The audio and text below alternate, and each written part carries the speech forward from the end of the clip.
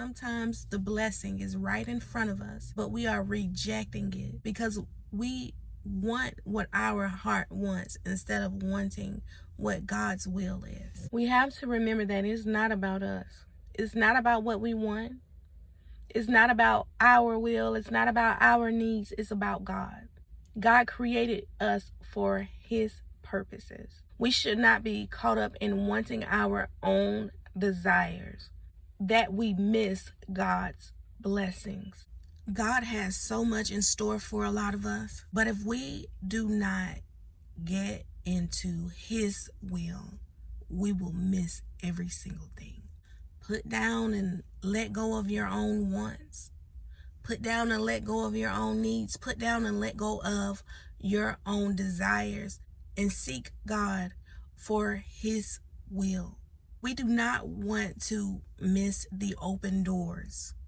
We do not want to miss the outpour of blessings or the abundance of healing or the abundance of grace because we are following after our flesh. And that thing that we're looking at and that we want so bad and that we crave so much, it's nowhere near as big as what God has for you. God's blessings, God's mercies, God's grace, everything that God can give us, it is always beyond our own wants or what we can even think. God's blessings is always beyond. It's always greater. It's always so much more because God is greater. God is so much more than we give Him credit for at times. So don't miss your opportunities. Don't miss your breakthroughs. Don't miss your blessings because you are stuck in wanting what you want. Want what God wants for you. Seek after what God wants for you. Go after His will. And then God will make it happen. Let go of what God doesn't have for you. What you know for a fact that God is telling you that he does not have for you. Whatever it is that does not align with His will.